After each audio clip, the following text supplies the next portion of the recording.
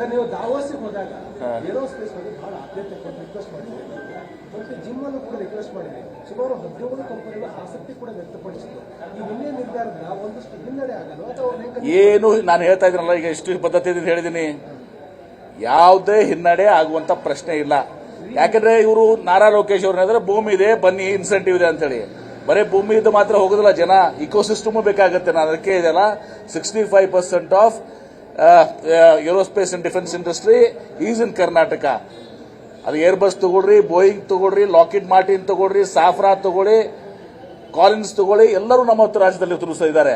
ಹೀಗಾಗಿ ಒಂದು ಅವರು ಭೂಮಿ ಮೇಲೆ ಮಾತಾಡ್ತಾ ಇದ್ರೆ, ಭೂಮಿನೂ ಕೂಡ ನಾನು ಹೇಳ್ತೀನಲ್ಲ, ಭೂಮಿ ಇವತ್ತು ದಿವಸ ಅವ್ರು ಎಲ್ಲಿ ಕೇಳಿದ ಏರೋಸ್ಪೇಸ್ ಅಂಡ್ ಡಿಫೆನ್ಸ್ ಇಂಡಸ್ಟ್ರಿ ಅಲ್ಲ, ಬೇರೆ ಯಾವುದೇ ಇಂಡಸ್ಟ್ರೀಸ್ ತಗೊಳ್ಳಿ, ಅದು IT ಇರ್ಬೋದು, ಇಂಡಸ್ಟ್ರೀಸ್ ಇರ್ಬೋದು, ಡಿಪ್ಟೆಕ್ ಇಂಡಸ್ಟ್ರಿ ಇರ್ಬೋದು, AI ಇರ್ಬೋದು, ಪ್ರತಿಯೊಬ್ಬರಿಗೂ ಕೂಡ ಅವ್ರು ಎಷ್ಟು ಬೇಕಷ್ಟು ಕೇಳ್ತಾರಲ್ಲ ಜಮೀನು, ಅವ್ರಿಗೆ ಬೇಕಾಗಿದ್ದಂತ ಜಮೀನನ್ನ ಅವರು ಕೇಳಿದಲ್ಲೇ ಬೆಂಗಳೂರು ಹತ್ರನೇ ಕೊಡ್ತೀನಿ.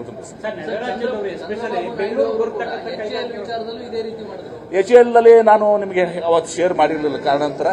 HAL ಚೇರ್ಮನ್ರನ್ನ ನಾನು 1 ತಿಂಗಳಿಂದ ಭೇಟಿಯಾಗಿ ಅವ್ರಿಗೆ ಎಲ್ಲನೂ ಕೂಡ ಕನ್ವಿನ್ಸ್ ಮಾಡಿದ್ದೀನಿ. He was very happy. ಅವರು ತಮ್ಮ ಒಂದು ಇಂಟರ್ವ್ಯೂದಲ್ಲಿ ಕೂಡ ಹೇಳಿದ್ದಾರೆ, ನಾನು ಮಿನಿಸ್ಟರ್ ಭೇಟಿಯಾಗಿದ್ದೀನಿ, ಹಿಂದೂದಲ್ಲಿ ಒಂದು ಇಂಟರ್ವ್ಯೂದಲ್ಲಿ ಭೇಟಿಯಾಗಿದ್ದೀನಿ, ನನಗೆ ಎಲ್ಲಾ ರೀತಿಯ ಸಹಕಾರವನ್ನು ಭೂಮಿಯನ್ನು ಕೊಡ್ತೀವಿ ಅಂತ ಹೇಳಿದ್ದಾರೆ. ಹೀಗಾಗಿ I am very happy with Karnataka ಅಂತ ಹೇಳಿದ್ದಾರೆ.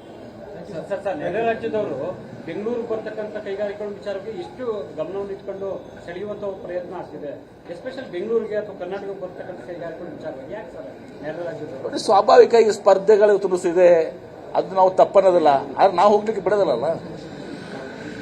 ನಾನು ಬಿಟ್ರೆ ತಾನೇ ಅವ್ರು ಹೋಗೋದು.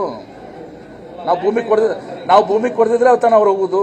ನಾವು ಭೂಮಿ ಕೊಟ್ಟ ಮೇಲೆ ಹೋಗ್ತಾರೆ ಇಲ್ಲಿಂದ. ಬರೀ ಭೂಮಿ ಅಷ್ಟೇ ಅಲ್ಲ, ಇಕೋಸಿಸ್ಟಮ್ ಅಷ್ಟೇ ಮಾತು ಪಡೆದುಕೋತದೆ. Don't worry. ಅದೆಲ್ಲ ನಿಮ್ಗೆ ಯಾಕೆ ಚಿಂತೆ?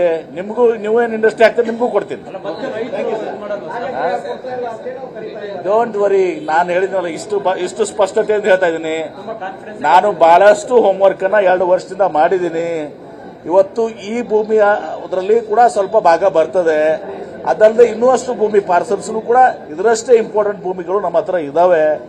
ಯಾರಿಗೂ ಕೂಡ ಒಬ್ಬರಿಗೂ ಕೂಡ ಕರ್ನಾಟಕ ರಾಜ್ಯದಿಂದ ಭೂಮಿ ಸಲುವಾಗಿ ಅವರು ಕೇಳಿದಂತ ಸ್ಥಳದಲ್ಲಿ ಕೊಡದೆ ಬೇರೆ ಕಡೆ ಹೋಗ್ಲಿಕ್ಕೆ ನಾನು ಬಿಡೋದಿಲ್ಲ. ನಮ್ಮ ಸರ್ಕಾರ ಅಷ್ಟು ಬದ್ಧತೆಯಿಂದ ಕೆಲಸ ಮಾಡ್ತಾ ಇದೆ. Thank you.